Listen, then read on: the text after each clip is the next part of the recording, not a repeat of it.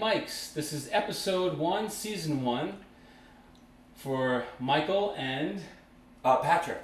We are here with our production company. We're trying something new after 10 years of being in business, something we're very proud of, and we always like to expand out and try new things. So hopefully you enjoy our very first episode.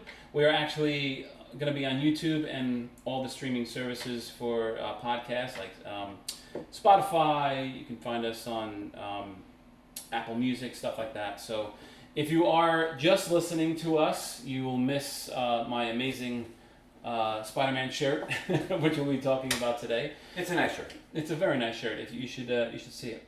Hopefully you are seeing it, but we are on a nice road trip right now in Pennsylvania. We are looking at some historic movie theaters, which we saw some great classics in. So that's something that we love to do because we are filmmakers and we're performers.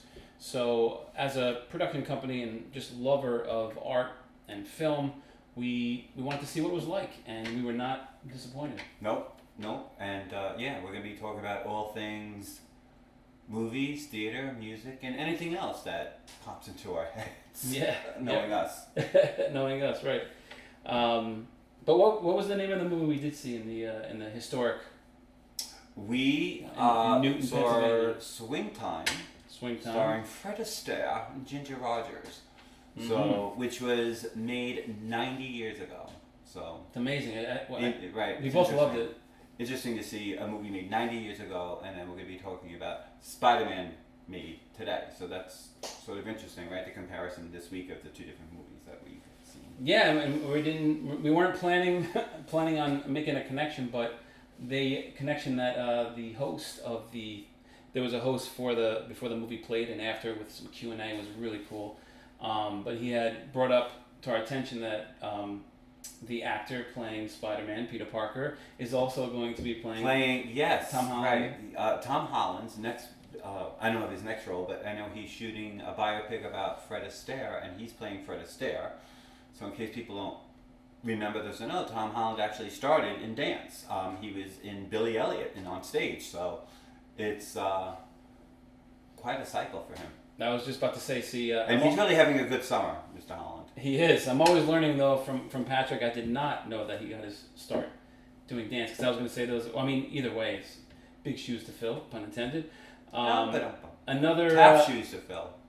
Yes, and another connection we made too, which we didn't plan on, was that we're talking about Spider-Man and Tom Holland. He's going to be playing in that biopic, right?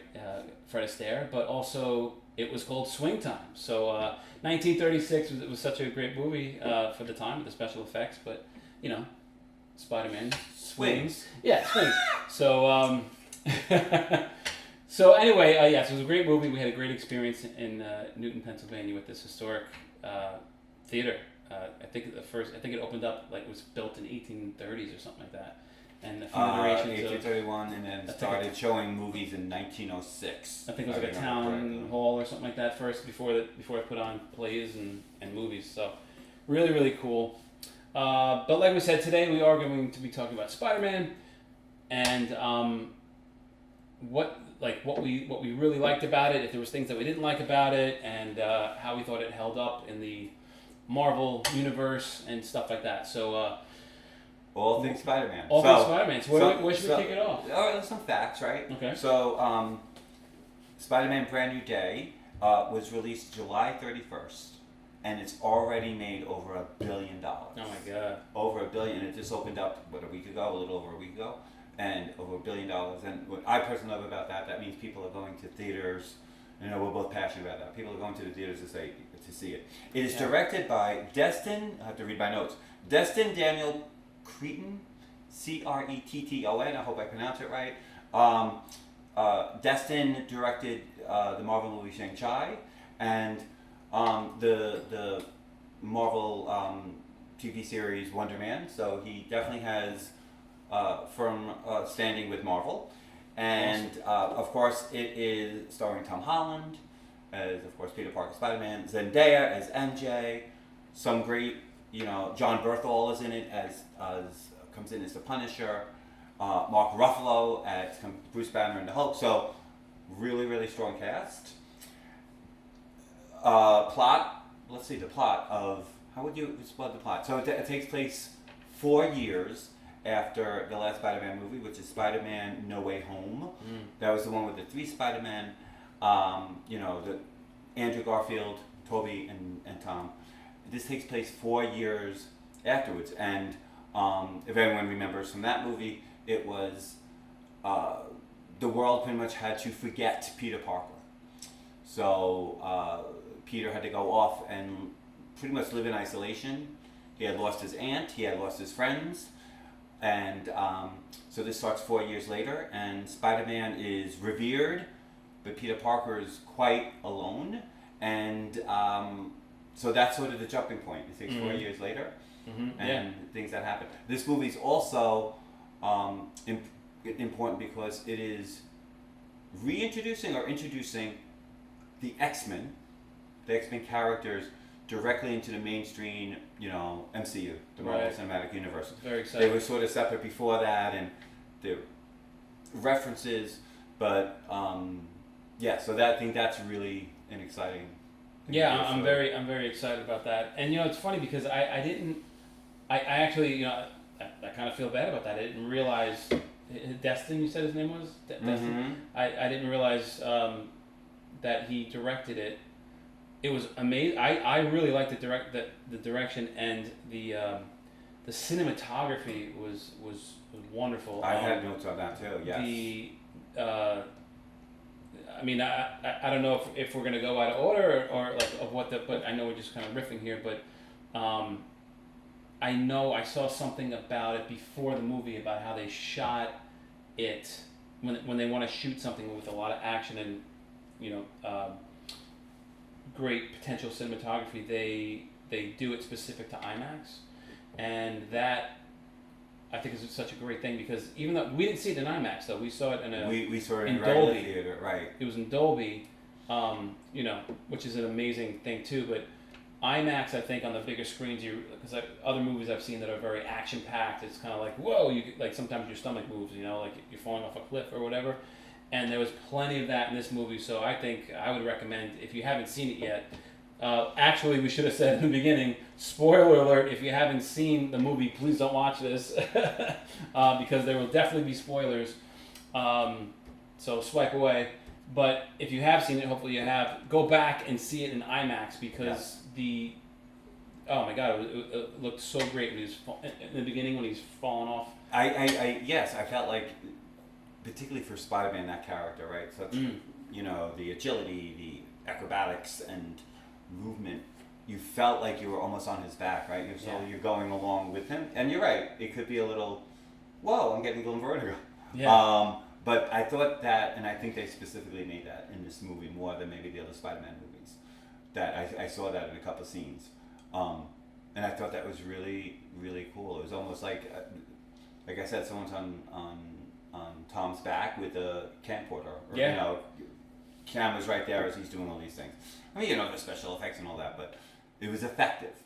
And so if the special effect is effective, I think that's a plus. Yeah, and definitely. And you might know this, you might recall this. I can't. I'm thinking about this right now, and you at home might be able to correct me, but I think this might have been the first time we kind of saw it in the suit. I mean, this has been done with Iron Man plenty of times, which is so effective, but I don't remember ever seeing inside Spider-Man's suit. Like, you focus on Tom Holland's eyes, Peter Parker, as he's falling, and you see him, like, just taking it all in. Good point. I felt like Spider-Man, like you feel like you're in the suit, taking it all in, and the rush of, just going through the skyline and swinging through. It was so cool. So I remember that as he was falling, this one scene where you see all the colors going by. It was great. So yeah, really enjoyed that. Yeah, I think the cinematography was a hit. I think it was a really good hit. It was, like I said, it was effective. I think. What do you think of the performances? Because the main characters, Zendaya and Tom, they've been doing these roles for several years now. This is their 4th movie playing these characters, solo movies, not including the Avenger movies. What do you think about the performances? I'm actually glad you brought that up because I really think everyone was very strong, acting wise, performance wise, in this film. This was probably my favorite Zendaya performance. I think she was Oh wow, yeah. really, really strong in this one. Not to take away from her other performances, but I really think she shined in this one. I thought Tom did a great job. I think he's been doing a great job while keeping that Peter Parker innocence while also growing up and changing, especially in this one. He's a huge literal and figurative metamorphosis, I loved, I always loved John Bernthal coming in this time and having the Punisher in this film. I actually haven't seen him. I haven't seen the whole series. I'm like halfway through it, but consistent with that character, and I love how he plays off Peter Parker and when he says things like, I saved your ass, on Staten Island and all that stuff, which I'm assuming is something that's in the Punisher. Because I haven't seen a scene with I don't know if they're referencing something, but did you see the whole series? Sure, no. Okay, so everyone that is listening and watching this, maybe they're like, "Oh yeah, that's the big ending" or something like that. I was thinking that while watching. That might be a spoiler. That might be a spoiler for that too. But while we're watching it, I remember thinking like that might be some big ending in, like to have Tom Holland come in, Spider-Man come in at the end of the Punisher series. That would be awesome. I think with the performances, I think this is probably for Tom as Peter Parker, because you're right, he always played it like a little goofy, innocent. There was always a little comical little element to his delivery of things. Mm-hmm. But he's maturing as a character, as an actor, and I think he really relayed the struggle that he's having. That as Peter Parker, he has no one. And I think that he relayed that in so many different ways. He had some good moments, and maybe moments even without dialogue, and I would say that's a true testament to an actor. So I think he really relayed that. And I have to say, Sadie Silk. Sadie Sink. I think it's Sink. Maybe it's Silk, but I think it's Sink. Okay, Sadie S. She, we gotta clarify that. But Sadie coming in, playing, and no spoiler alert, playing Jean Grey from the X-Men. Amazing. And she did such a good job. And I think the only other thing I really saw her in before this was Stranger Things, mm-hmm. and seeing a character it could be some similarities, but so a strong debut for her in the Marvel universe as well. So I agree. I think the performances were all right on. And when you're in superhero movies, I guess it's very easy to get caught up in, this is fantasy. Right. No, but an actor you have to play it as if it's real, because the audience won't buy it that way. And I bought everything that everyone was delivering. So I think the performances are really, really, really strong and enjoyable. And I think everyone should be proud of what they delivered. I agree. And the runtime, almost 3 hours, I think, or maybe it was 3 or plus. It was about 3 hours, but I didn't feel like that. It definitely didn't feel like it was a long movie. I did think at one point that it was about to conclude, right around the time where Peter Parker came back and saved Jean, and saved, and then she was carted off, and they said, "When can I speak to her?" And oh man, I cannot think of this actor's name off the top of my head, but he's from Severance. He's the one that turned out to be like the antagonist. Yes. At the end, he was not a nice guy at the end. He's so good. Very convincing. If you've never seen Severance, it's a great show on Apple Plus. But again, very consistent. Fooled me in the sense that I didn't realize there was a little deception, a big deception going there. And what did you think about that? Because I thought the movie was about to wrap up, and then it was like, oh wait a minute, you know what? We're not done. I disagree a little bit. For me, it did feel a little long. Okay. It's not like the big criticism, but it did feel a little long. Okay. It was just like, what do I know? What they could trim or cut? I don't know. I think everything is sorted, somewhat needed, but it felt a little long. But it did move well. It did feel a little long to me. No, that's fair. Were you surprised though when the movie didn't end? It's almost like I thought it was going to wrap up, and then it seemed like, oh no, because he was even Spider-Man was saying to Jean like, "I'm your friend," and stuff like that. You can count on me, and then she kind of. Well, it's funny because I don't know if you were, but I was a big comic guy. I collected comics as a kid growing up. I did, but big, you big way more than collection. me after our conversation. Particularly, my favorites were Avengers and X-Men. X-Men was my all-time favorite. So I followed that for years. So I was hoping there was going to be something because there had to be something redeeming for Jean Grey's character. Who's a very complex character in the Marvel universe. Yeah. And there's been other takes on Jean Grey in other movies, and I don't know if any of them really got it right. This one, I have to say, I mean, it's really just the start, I guess, of her story with the MCU. I like what they're doing. I think Sadie's doing a great job. I like how they demonstrated. I'll save it for when you go see it, but the way they demonstrated her powers is very different than they demonstrated before. So I thought that was, I thought they went another hit. I think they're on the right track with introducing Jean and I guess the other X-Men. I think my only other thing being now I haven't really followed all the comics as much last couple of years. I don't know, and that's another thing I said. I don't know if people who are true Marvel comic purists, which this would happen to the comics, so anything happens has to be related to the movies. I don't know. This is taking, there's a metamorphosis of Spider-Man, so to speak. Mm-hmm. I don't know if that runs in line with what's happening in the comics, so I don't know. That might be for some people who are such purists. They might be like, this doesn't happen to Spider-Man, or Spider-Man and Jean Grey don't have a relationship, which I thought was a real strong part of this movie too. That they established this relationship that you would not expect. So I think that was an interesting point too. But I'm wondering, Marvel comic purists, what they're going to think, that this might be departing from storylines and characterizations that they've worked really hard. I also did love the relationship between Peter Parker and the Punisher. I thought that was, because they're bipolar, characterization's different, and like I said, I really like seeing, because John Berthold does so have like a warm side in this movie that you sort of see that make the Punisher doesn't normally relay that much. So I thought that was really, really good. The Punisher crying, that was such a right. He does not want anyone to know that he was crying. Yeah, no, that was a very funny scene, and I love that too. That he would now, at the very end, when he put on the Punisher puts on the mask, the Spider-Man mask, to allow him to escape the hospital.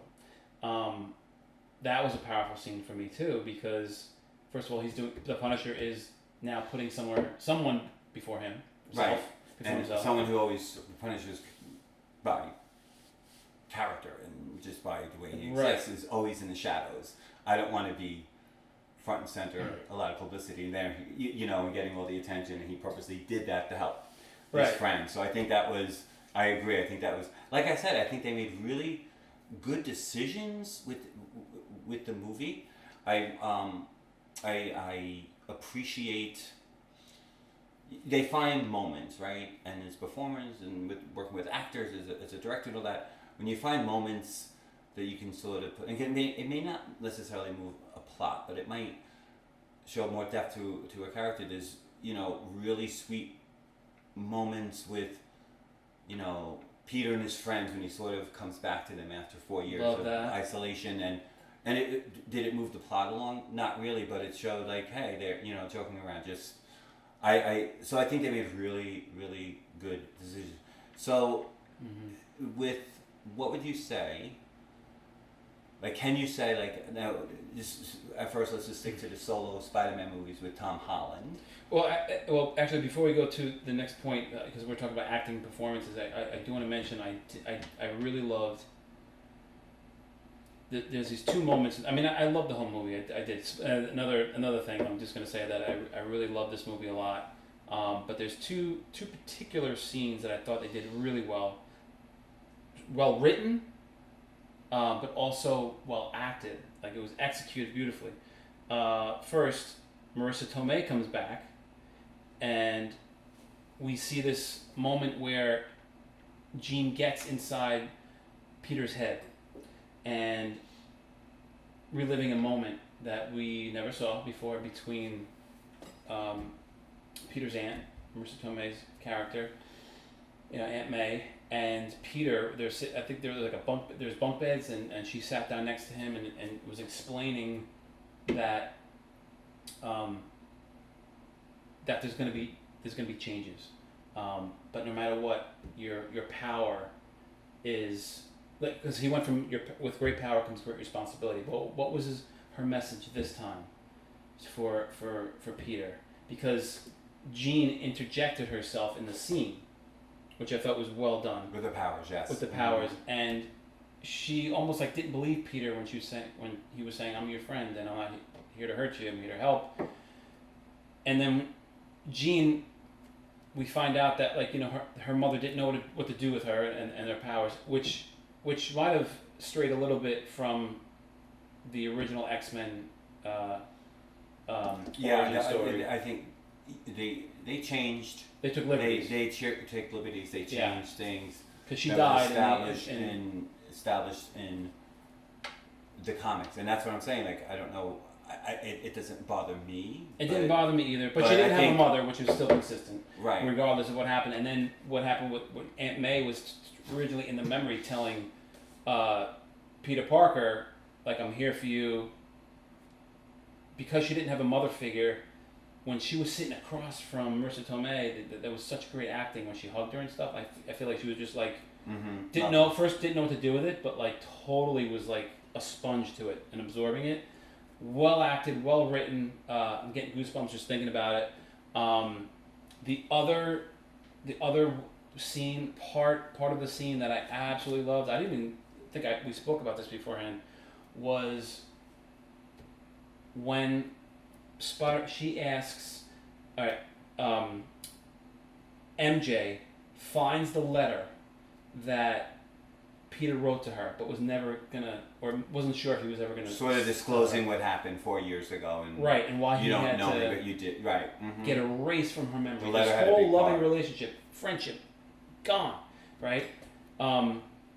He explained what happened and what she meant to him, but he wasn't intending on reading it. But in the frenzy of saving the day, he left the letter behind with the Punisher at the desk. She stayed behind. She found it. He comes back. MJ says, "Were you going to read this to me?" That scene was really, really powerful to me. But what was even more powerful was after the dialogue, after that scene, she asks him, "Can you take me home?" And he swings home all the way. Not one word is said. There's no music. All you hear is the thwip of the webs. And I believe he might have even been saying like, web, he was like just saying web. Or maybe if anything was said, I think there might not have even been that. And you hear the wind, and you see her clutching his shoulder, and like the stuff that she's expressing with her face. I'm getting goosebumps again because this was probably my favorite part. It's like maybe it's such a minor thing that other people might overlook, like, oh, all the action and all this stuff, but that part right there was so telling, and I feel like that's why Zendaya was like so such a great acting performance. My favorite by far in the Spider-Man universe. I just had to get that point out. So do you remember that part I'm talking about? Do you remember if there was any music? I don't think there was any music. I don't think there was any music. I know the wind and the web. I don't think he said anything, and I think it was I think it was a powerful scene as well. And I think for a superhero movie to be successful, you have to first care about the characters. So the characters have to be relatable in some way. You have to be able to associate with them in some regard, and most of us can't swing around Manhattan or fly or. So you have to find within the emotion and the experiences they're going through. So I think this movie tied that in. In addition, you do expect action, right? Fight scenes, some sort of bad guy that have to, that they had to defend the world from or victims from. But in addition to that, I like when they have moments to show that superheroes are human. Right, even Superman. You know, they're all there's human Characteristics, right? Otherwise, right. it wouldn't work. But you know, just to go to the thing I was saying earlier, based on these 4 Spider-Man movies, Yes. you know, we have Homecoming, we have Far From Home, No Way Home, and now we have A Brand New Day, the Tom Holland Spider-Man series. Where would you lay this in the, you know? That's a great question. And I think in this, I was going to say trilogy, in this, what do you call it, quartet of movies that they made with Tom Holland as Spider-Man, I first of all don't think there was anyone that was weak. I don't feel that of the 4, they were all very good movies, very strong. And I can't be the only one who gets the titles mixed up. Do you get them mixed up? Far From Home, Away From Home, Homecoming. I get them mixed up all the time. Except for Brand New Day. So, but if I had to put... I like that you interjected Away From Home, and like, that's not a Spider-Man movie, but maybe someday. See, there you go. Away From Home. See, I just say, in my head, it's Spider-Man 1, 2, 3, and now Brand New Day, I guess. But if I had to, just for simplicity's sake, and I don't want to mess up the titles, if I had to say in order of release, you know, 1, 2, 3, and 4, I would say, let me start with this. My least favorite, even though all of them I thought were very, very good, my least favorite would be number 2 with, oh my God, what's his Jake name? Gyllenhaal. Thank you, Jake Gyllenhaal. Not that... As Mysterio. Yeah, Mysterio, right. It was, again, good movie, but of the 4, I liked it the least. What was your least favorite? Did you like all? Did you think there was any weak one out of the 4? I don't think there was any weak one out of these 4. Absolutely. Okay, so we agree with but, that. What's your? Let's start with that too. Let's go least to best. What's your least favorite? I'm right now. I might agree with you that it might be Far From Home. Far From Home. That's the one with Jake Gyllenhaal. And Jake Gyllenhaal did great, and I don't know why. It didn't. You know, it's not like I want to see it as much as the others. Mm-hmm. This one definitely, I think A Brand New Day is my favorite out of these 4. I told you to do it more. I know, I can't do it. No, it's okay, I know. I think it might be my favorite. Very close to No Way Home, which is when they brought Tobey Maguire and Andrew Garfield back as their Spider-Man characters. Yes. Because those, I think all 3 of those actors did a great job as Spider-Man. I think Tobey did great. I think Andrew, they all played it a little bit differently. Yeah. And Tom's doing great. I do think in the Tobey Wizard trilogy, 3rd movie was weak. They put too much into it. It got weird. That's with the Sandman and Venom, and they had at one point Toby's dancing in the street. It got weird. Andrew Garfield, I loved the initial one, and then in the second movie with Electro, it didn't, you know, like I can see why it didn't progress beyond the 2. But this, I think A Brand New Day is, and that's great after, it's probably close to, I don't know when No Way Home, Homecoming came out, but based on that, I think it's very, the trajectory of the movie, it's not getting weaker as it's going forward. And like I said, the character's changing. Tom is physically changing. He bulked up in this, right? We saw like physically he's much bulked in this movie. Yes, he's very. So I think that's important. So I guess based on what you're saying, you feel like this movie's living up to the Marvel legacy, right? Yes, so I would put it. This is my order from 4th. I don't want to say worst, but not the best, would be number 2, with Mysterio. Then I would say Homecoming, which is the first movie, right? And the release. The solo movie, yes. That's my number 3.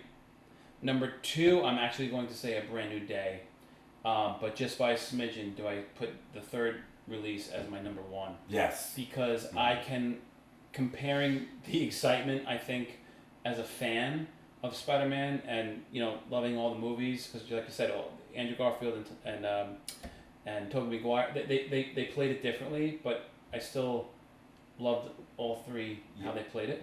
But seeing them in the movie together, I think, was just peak for me. And even like a little, I mean, it's so well written. The redeeming quality for how Andrew Garfield jumped down and saved Gwen. Oh, I'm sorry, saved MJ. Because he couldn't didn't save Gwen, save right? Gwen. And it was and like you seeing that and knowing after you saw that movie, the second movie with Andrew Garfield. Oh my God! It was like like it just hit you right in the heart, and just makes you feel good that he had that little. He was able to kind of redeem himself. Right. Yeah. So, but again, a smidgen, because like if you were to ask me right now, what would you like to go see? Would you like to go see A Brand New Day, or No Way Home? No Way Home? I would say I want to see A Brand New Day again, because I have seen No Way Home a few times just because it's so great that there's things, of course, that I missed in the new movie. So I'd like to see the new movie. I would definitely want to see that one first. But by a smidgen, yeah, the third one is my favorite. And and like I said, I loved, like I said, the last two movies I really enjoyed, but No Way Home. And here's the thing, and that's the thing when you see it in the theater, because I remember seeing No Way Home in the theater, and when you see each Spider-Man coming out of the time portal, the audience's reaction, you get caught up in that wave. Oh, yeah. And I think that heightened it. There was some moments like that in A Brand New Day, but nothing like that. Like, people were going crazy when first you see Andrew comes through, and then it's then Toby came in. So I think that was good. So I think, but in regards to the Marvel legacy, and I think the Marvel legacy, I think it's been a little uneven. People know I've been saying that. I think you have Infinity War and then Endgame, which those two together, almost perfection, right?